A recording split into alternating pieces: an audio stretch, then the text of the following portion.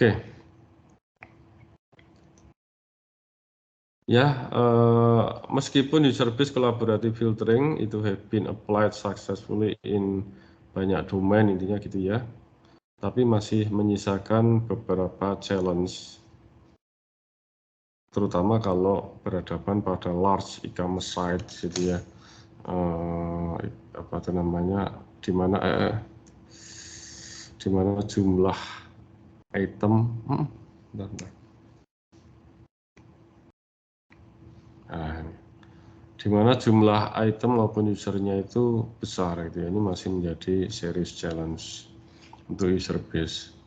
Million of user and million of catalog item need to scan vast number of potential neighbor-nya. Jadi dengan banyaknya user dan juga jutaan katalog yang ada, ini memerlukan scanning gitu ya, vast number of potential neighbor. Jadi kita harus menghitung similarity dari banyak user gitu ya, dan make it impossible untuk compute prediction dalam secara real time.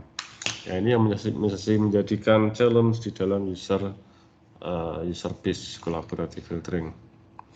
Large scale e-commerce sites often implement different technique yang disebut sebagai item based recommendation atau item based collaborative filtering ya, sama saja.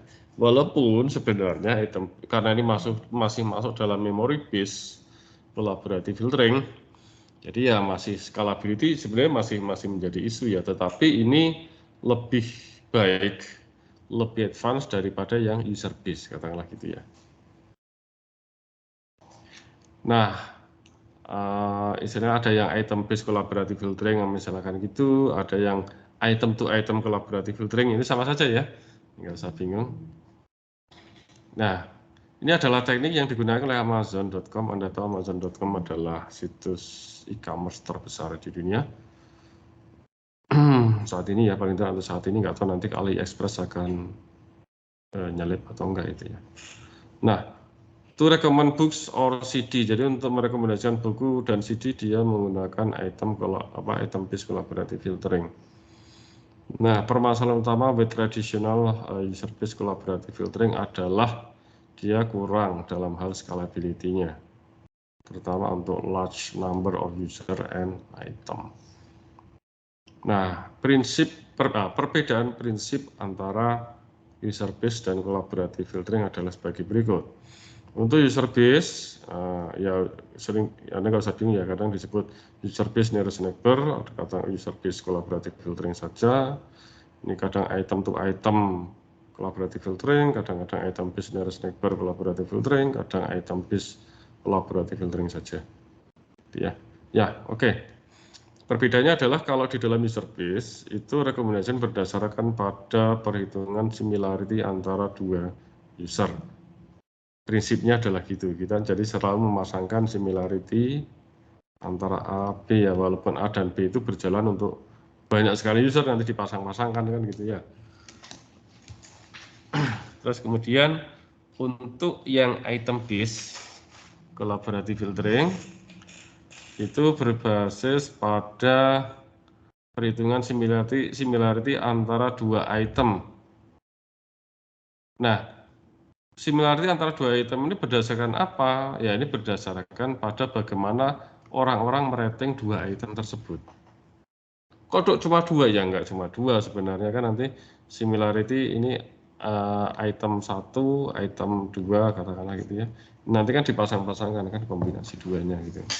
Kalau tadi kan ini user kan, ini dipasang-pasangkan ya, Alice dengan user 1, Alice dengan user 2, Alice user 3 dan seterusnya.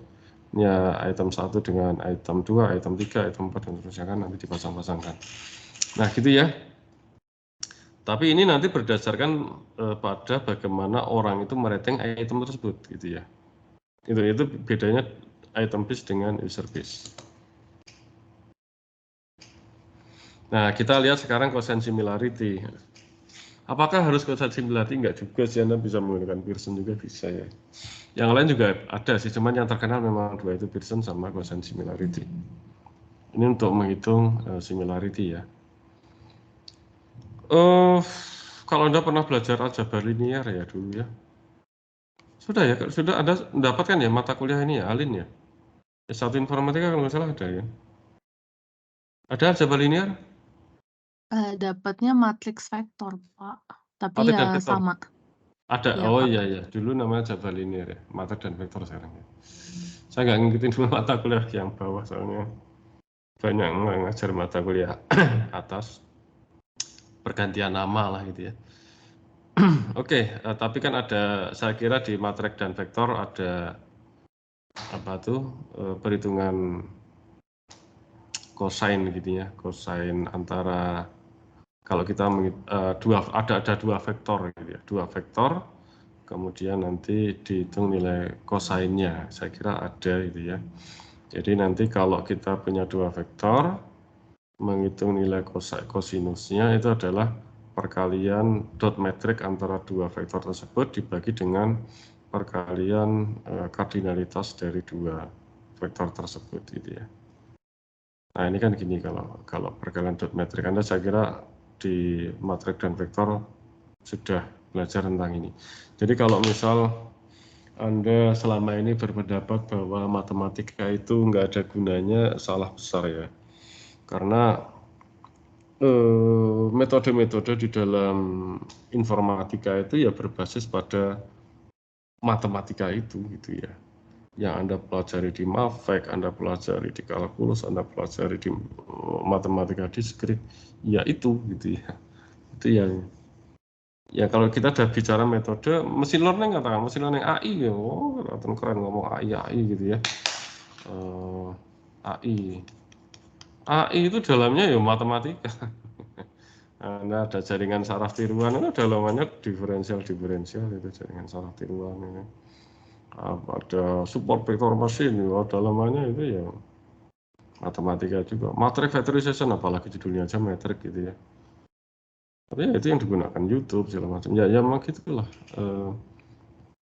Tapi cara AI itu ya sebenarnya itu kan matematika gitu. Jadi bagaimana memodelkan fenomena alam gitu ya. Bagaimana sistem dapat belajar terhadap alam, ya, terhadap lingkungan eksternal dia gitu ya. Ya kita harus memodelkan, nah gitu ya, dengan cara matematika itu dimodelkan. Karena fenomena-fenomena alam yang ada di sekitar kita juga selama ini kita bisa modelkan dalam bentuk matematika kan gitu ya. Kan gitu ya. Kita selalu memodelkan dalam bentuk matematika. Oke, tadi sampai mana tadi? Jadi cosine similarity ini pada dasarnya dia mengukur ya cosine, nilai cosinus angle ya. Cosinus sudut ya, sudut antara dua vektor. Jadi kalau ini vektor P dan vektor Q ya nanti dia akan menghitung nilai cosinus ini cara ngitungnya. Kalau secara visualnya itu gini. Nah, ini film Kung Fu Panda. Ini si Kung Fu Panda, ini Kung Fu Tiger ya. Saya dulu sempat nonton series kartunnya, saya lupa ini namanya siapa ya. Ada yang tahu nggak ini namanya siapa? Ini namanya siapa ini? Ada yang tahu nggak? Po, Pak. Oh iya Po. Ini siapa ini? Tiger, Pak. Ini cewek kan ini? Iya, Pak, cewek, Pak. Cewek ini sama siapa ya? Tiger ya? Tiger aja? Iya, Pak, Tiger aja. Ya ini sedikit guyon aja ya. Jadi ini sebuah vektor. Ini katakanlah vektor A, ini vektor B gitu ya. Nah nilai cosinus itu adalah menghitung nilai cosinus dari angle antara vektor A dan vektor B. Karena vektor itu kan punya arah gitu ya. Punya arah. Nah ini sudutnya itu berapa. Dan ini tidak peduli ini panjangnya seberapa gitu ya. Ini panjangnya seberapa, yang penting adalah sudutnya. Itu ya prinsip dari cosinus theta itu ya. Ini kan ini tetanya ya. Cosinus dari ya ini theta itu sudut antara dua vektor ini. Ya, kalau dulu saya pernah dulu ngajar kalkulus itu tahun berapa ya terakhir saya ngajar kalkulus ya? Lupa saya. 2008, Anda belum lahir ya? Sekitar 2007-2008 ya. Kalau saya dulu kosinus tuh bentar. Kosinus itu yang gini kan ya? Betul nggak? Kosinus yang gini. Ini sinus ya? Kosinus yang gini ya? Ya. Enggak. Ini pi per 2. Ini bukan ya. Pi per 2 ini 0. Antara 1 ini min 1 kan gitu. Ya. Two vector with the same orientation have cosine similarity of 1. 1. Two vector 90 derajat have similarity of 0. Jadi ini karena vektor itu ya sampai pi per 2 saja. Jadi cuma sampai sini ya, nggak ada yang sini. Jadi nilainya antara 0 sampai dengan 1. Karena dia hanya sini sampai sini kan. Bentar, tapi harusnya ada yang sini ya. Ya, oke. Bentar. Oh iya, harusnya ada yang di sini. Ini kok 0 sampai 1 sih. Karena ada yang di sini kemungkinan. Jadi harusnya sampai sini. Jadi min 1 sampai 1 ya. Oh iya, betul ini. So that have similarity of 0 and two vector diametrically opposite kalau berlawanan have similarity of minus 1. Nah ini. Ya ini nilainya antara min 1 sampai 1 ya, betul. Min 1 sampai 1. Bisa tadi melihat ini ya. Cosine and it less than 1 for any other angle. Nah, ya, min 1 dan sampai 1. Ya. Nah ini contoh, ini ada yang min 1 ya. Nah misalnya ini France dan Italia ini dekat, kesamaannya close to 0. Nah ini ya. Sehingga ini quite similar. Kemudian ini contoh lagi. Sini bull and crocodile. Ya agak beda jauh ya. Ini close to ini ya 90 ya pi per 2 ya, jadi pi per 2 ini, sehingga ini mendekati 0 nilainya, kesamaannya hampir nggak ada. Kalau ini ya, ini contoh lagi, kalau dia sudutnya sampai 180 ini close to 180 ya kan, ini close to 180, jadi minus 1 hampir berlawanan kan. Secara visual memang gini ya, berlawanan ya. Kalau ini kan arahnya dia hampir sama gitu ya.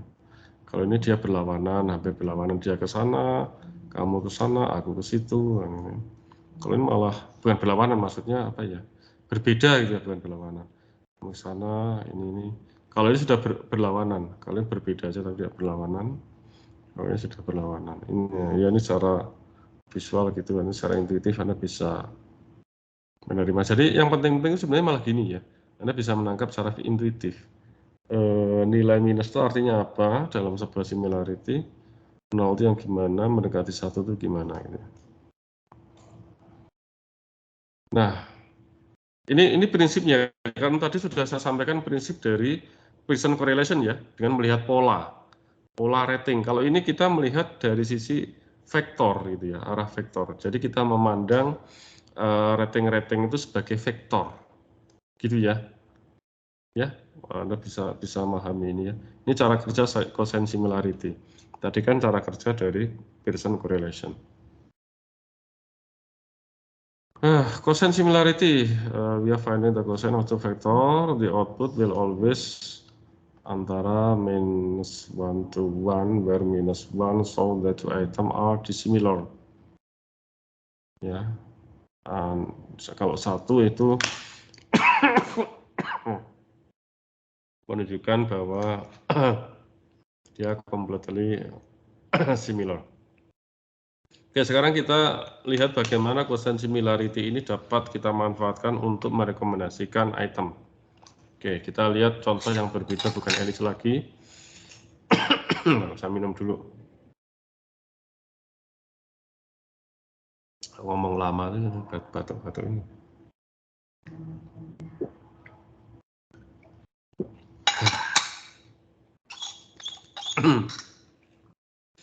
Nah, kita kasus Amy ya, Amy Kelvin Robert bla bla bla dan yang lain. Nah, kita lihat movie sekarang. Jadi ada Amy, Calvin, Robert, siapa lagi, David, Bradley, nah itu ya. Sementara itu ada movie, Pulp Fiction, Godfather, Forrest Gump.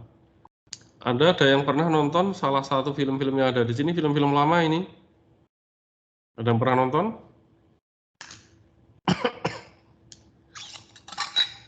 Ini film bener loh, ada loh ini. Belum, Pak. Sudah, Pak. Film apa yang sudah? Ya? Forrest Gump, Godfather. Forrest Gump. Ya? Forrest Gump sama? The Godfather, Pak. Wah, luar biasa Godfather ya. Kalau saya baru nonton Forrest Gump-nya saja. Forrest Gump itu kan kalau nggak salah yang dia lari, orangnya lari terus itu ya? Itu bukan ya? Iya, Atau Pak. saya salah ya? Iya, Pak, itu, Pak. Salah satu adegannya. Iya, dengan dia memang orangnya dulu kurang normal, tapi dia pada akhirnya mendapatkan penghargaan pemerintah gitu kan, itu tentara kan ya, lari berkilo-kilometer selama setahun atau 2 tahun itu aktornya luar biasa, siapa namanya, mendapatkan penghargaan Grammy Award atau apa ya. Oke, film-film terkenal itu Godfather saya lupa nonton itu kayak udah lama itu, dan saya nontonnya juga masih udah lama sekali zaman dulu. Zaman dulu pun juga nontonnya bukan film pas baru diputer ya. Maksudnya sudah masuk ke TV kan, berarti bukan yang barusan keluar, belum rilis gitu ya. Maksudnya nggak barusan dirilis tapi sudah bertonton kemudian baru diputar di TV. Oke, step 1. Nah, dari seperti ini kan baru raw ya, masih raw gitu ya. Berarti ini Anda susun dalam bentuk gini, matrix rating gitu ya. Seperti pada tadi user-based collaborative filtering tadi. Jadi Anda bentuk dalam bentuk Anda buat dalam bentuk matrix rating. Jadi di sini user-user gitu ya, di sini item-itemnya gitu. Nah, ini baru mudah dilihat oleh sistem juga dan oleh kita juga gitu ya. Kalau dalam bentuk matrix, nanti kalau sistem atau komputer itu lebih mudah memproses kalau dalam bentuk rating, dalam bentuk matrix ya. Oke, kita lihat di sini untuk Amy ya, Amy sebagai active user ya. Ada satu film yang dia belum pernah, ini siapa user matrix apa active user, Amy. Oh ya Amy, betul. Sorry, bukan David ya, saya salah menyoret.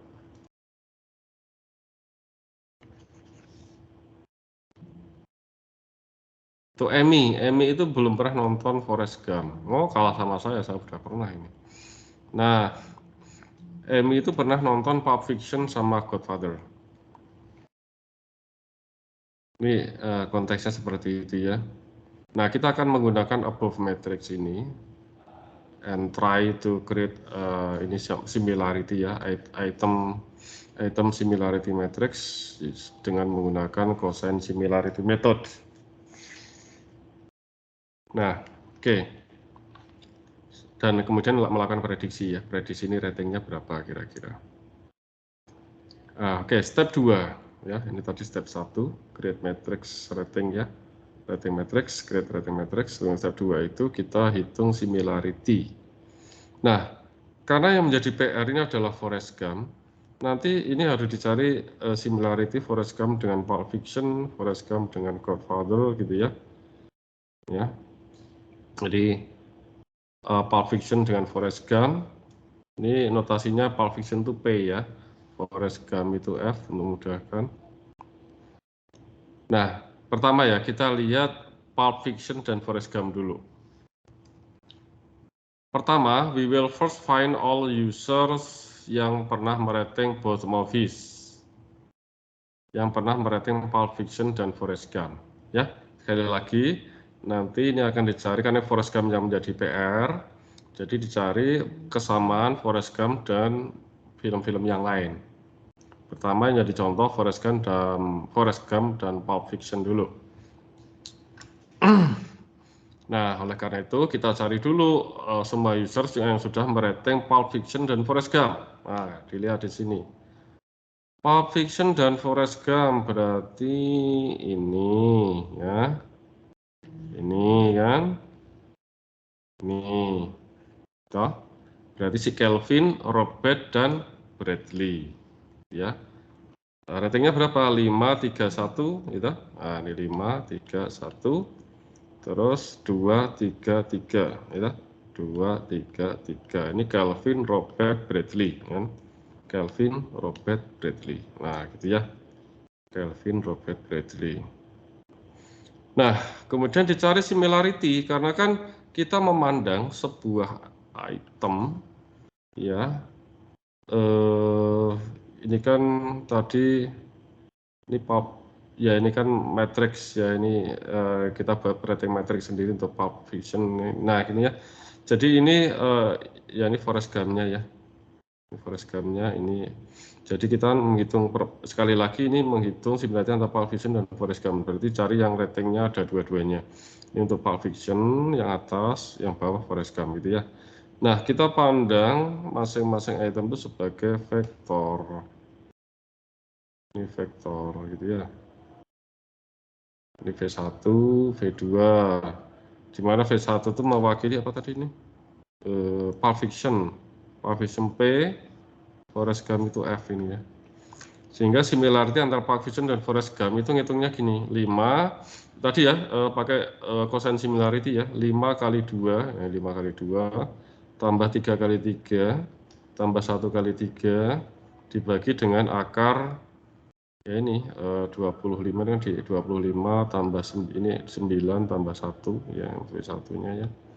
Kalau ini berarti 4 tambah 9 tambah 9 ini dikuadratkan. Ya ini rumusnya kan ada di sini tadi. Mana tadi? Nah ini loh, ini rumusnya. Gampang kok.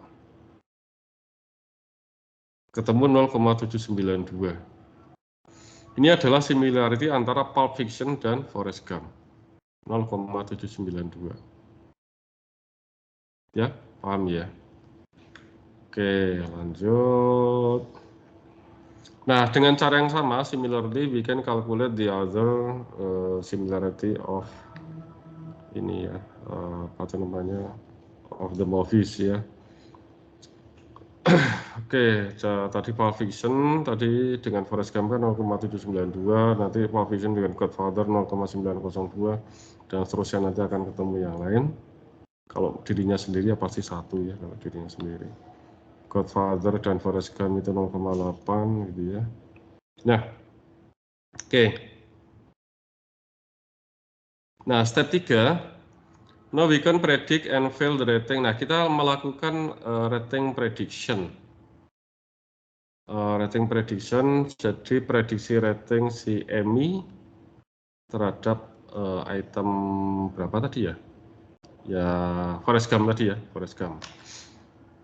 Item P lah, Forrest Gump. Ini rumusnya gini ya nanti ya. Jadi prediksi ini adalah sigma dari perkalian rating. Nah ini sebentar, I itu apa? Nah ini yang penting ya, I itu apa? I itu adalah himpunan item yang pernah dirating oleh active user dan yang similar dengan item P. Yang pernah dirating oleh active user dalam ini adalah oleh Emmy dan yang similar dengan item P. Tapi kita dirating ini Forrest Gump kan? Forrest Gump ya. Nah, cari yang similar dengan Forrest Gump, tapi yang pernah dirating oleh si Emmy, gitu ya. Nah, kita tadi Forrest Gump ya. Nah, ini Forrest Gump. Forrest Gump kalau dengan Pulp Fiction itu 0,792. Forrest Gump dengan The Godfather itu 0,8. Nah, anggap aja kita kalau misalnya kita 0,75 katakanlah batasnya itu berarti dua-duanya kan masuk. Dan kita lihat dulu apakah Pulp Fiction dan Godfather itu pernah dirating oleh si Emmy. Pulp Fiction dan Godfather pernah di-rating oleh Emmy. Sebentar ya, Adan ya. Kita akan melakukan prediksi. Prediksi adalah tadi untuk ini adalah item yang pernah di-rating dan yang similar berarti kita lakukan pembatasan atau threshold katakanlah yang di atas 0,75 misalnya gitu ya. Nah kalau dilihat di sini Forrest Gump itu dengan Pulp Fiction 0,792 ini katakanlah misal thresholdnya 0,75 ya. Ini 0,8 berarti dua-duanya masuk gitu ya. Dan kita lihat apakah dua-duanya itu pernah di-rating oleh si Emmy. Forrest Gump dan Godfather. Forrest Gump, kok Forrest Gump tuh? Sorry. Pulp Fiction dan Godfather. Salah mulu ya. Pulp Fiction oleh Emmy sudah pernah, Godfather juga sudah pernah. 4/5 ya.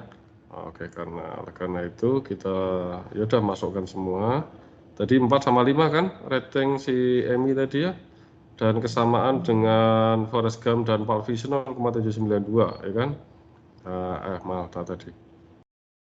Nah ini Forrest Gump dan ini 0,792.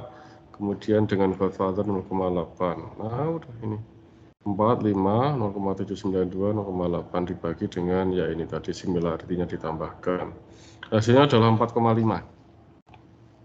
Jadi prediksi rating dari Emmy terhadap Forrest Gump itu adalah 4,5. Nah gitu ya. Nah ini kan kemudian ini kan banyak yang kosong nih. Ini juga nanti harus diprediksi.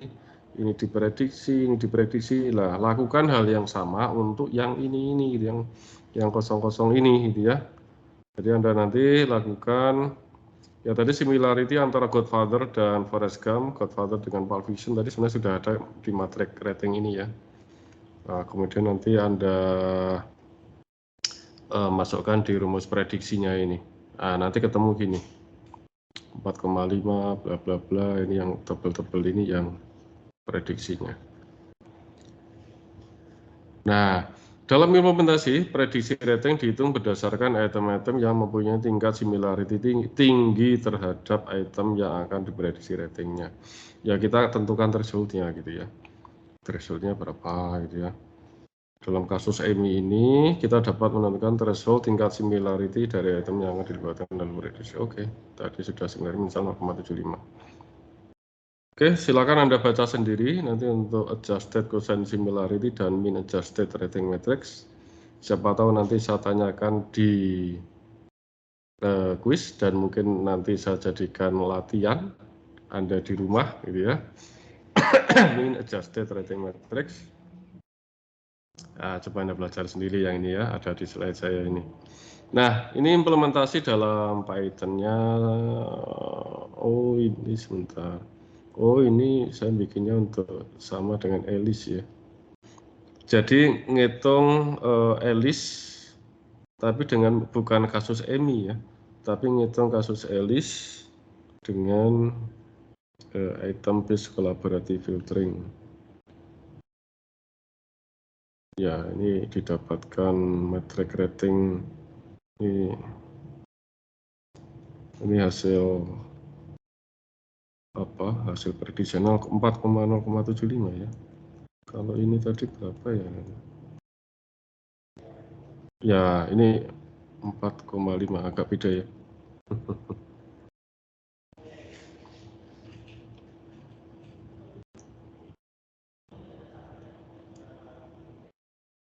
Belum saya koreksi lagi ini. Nanti Anda lihat sendirilah, siapa tahu saya ada yang salah. Kayaknya saya ada yang salah, ini 4,075. Oke. Nah, untuk pre-processing sebentar. Oke lah, gini aja, saya sampaikan sedikit tentang ini ya. Jadi kok bisa sebentar, ini kemarin saya lupa. Rating matrix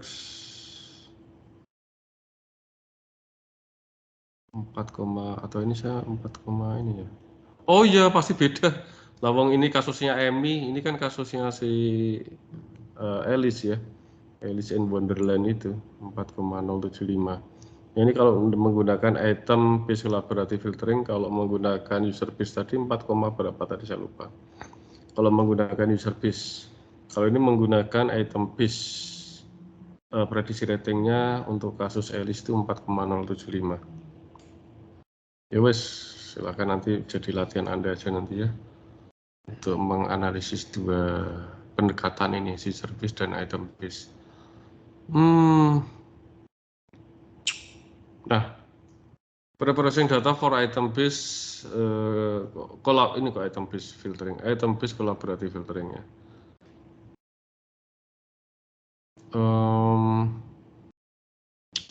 Jadi ini ada perlu juga dilakukan pre-processing juga ya. Ini sekedar apa ya? Bagaimana melakukan improvement terhadap item base ya, collaborative filtering khususnya untuk yang large scale e-commerce site gitu ya. Ada jumlah datanya cukup banyak gitu ya. Sehingga ada offline pre-computation di sini. Approach based on offline pre-computation of the data typically chosen. Jadi di sini adalah dia membangun item similarity matrix secara offline. Jadi similarity matrix tadi kan yang kan item itu banyak sekali. Nah, similarity-nya itu dilakukan secara offline. Karena gini, pertambahan item kan juga tentu artinya lebih cepat pertambahan user gitu kan ya. Kalau udah secara normal itu kan user nambah itu lebih cepat daripada penambahan item ya. Harusnya ya, walaupun ada juga kasus itemnya nambah tapi usernya, berarti itu bukan apa tuh, sebuah e-commerce site yang cukup bonafit ya, jumlah usernya sedikit. Tapi di sini itemnya kan ya pertambahannya mungkin tidak cepat untuk user ya. Dinamika untuk user kan biasanya lebih cepat. Nah, apa tuh namanya, item similarity matrix tadi dilakukan secara offline pre-computation. Kalau di model base collaborative filtering ini kan memory base. Kalau di dalam model base itu yang offline pre-computation itu dalam membangun model, ada proses trainingnya di situ. Kalau ini menghitung similarity-nya itu offline gitu ya. Nah, ini biar lebih cepat nanti dalam running-nya gitu ya. Ada yang gitu. Model base tadi sudah saya jelaskan ya, udah saya jelaskan, nggak usah saya ini lagi.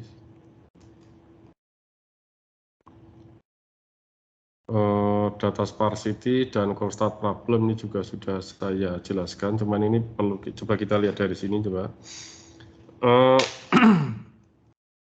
Untuk cold start itu kan kalau ada user baru atau item baru, katakanlah ini sekarang kita bicara user baru lah. Ada pendekatan bagaimana supaya nanti kalau ada user baru kan belum punya history. Jadi bagaimana membangun histori secara instan dari seorang user baru. Ini juga dilakukan oleh Amazon ya. Jadi dia akan meminta user untuk melakukan rate terhadap beberapa item. Ini juga dilakukan oleh Amazon. Dulu waktu saya gabung pertama kali Amazon gitu, saya diminta untuk merating beberapa item yang mereka generate gitu ya, yang oleh sistem generate. Nah dari situ sistem akan mempunyai sedikit profil tentang kita gitu ya. Nah itu yang dilakukan. Atau bisa juga menggunakan another method, misalnya content based atau demographic personal. Nah ini yang lain tapi bukan collaborative filtering ya. Menggunakan metode yang lain karena kalau ya artinya nanti bisa juga knowledge base juga bisa juga digunakan ya kalau misal core start ya, kalau misal ada core start kan kalau apa tuh namanya, knowledge base itu kan dia tidak tergantung pada history. Ada di sini pendekatan yang cukup menarik yaitu transitivity of neighborhood. Ini pendekatan yang cukup menarik. Ini sudah dilakukan oleh orang lain gitu ya. Di sini ada graphical representation of user item relationship. Ini saya sampaikan secara cepat aja karena ini kalau lebih detailnya harus baca papernya. Saya juga belum pernah baca papernya. Di sini hanya disampaikan secara singkat aja di buku Ditmarjana. Jadi ini contoh rating. Jadi gini, user 1 itu menyukai item 2, user 1 juga menyukai item 4 gitu ya. User 2 menyukai item 2, user 2 menyukai item 3, bacanya gitu ya. Ini kan graf bipartit kan. Anda pernah belajar matris ya? Graf bipartit seperti itu. Ya, nanti ininya gini ya, ini apa tuh? Satu tuh merepresentasikan adanya sisi antar user dan item itu ya, graf bipartit ini. Oke. Nah, setelah itu di sini bagaimana pendekatan yang dilakukan? Tanda user based on item based collaborative path of length 3 will be considered. Nah, misal kita tetapkan path-nya dengan panjang 3. So, sistem dapat merekomendasikan item 3 ke user 1. Because user 1 item 2. Jadi gini, user 3 ke item 3 ke user 1 ya. Kan gini. Item 3 ke user 1 kan nggak ada link secara khusus ya, nggak ada path-nya kan. Path khusus satu path itu kan nggak ada, artinya gini, user 1 kan belum pernah merating item 3 gitu ya. Nah, bagaimana melakukan prediksi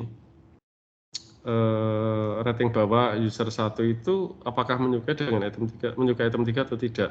Nah, dengan pendekatan ini, ya ini pendekatan yang beda lagi ya, saya sampaikan tadi bahwa ini pendekatan yang dilakukan oleh peneliti lain gitu ya. Item 3 is relevant for user 1 because there exists 3 step paths. Ini panjangnya 3.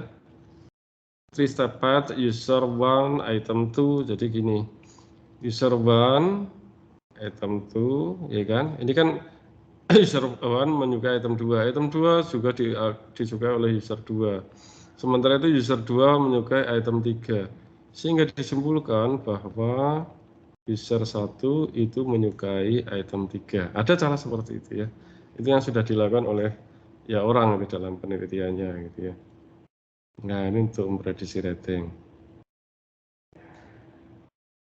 Oke. Bisa juga path-nya itu ditetapkan 5 gitu ya. Itu 3 kan, panjangnya tadi kan 3. 1, 2, 3. Nah, sekarang kalau path-nya 5.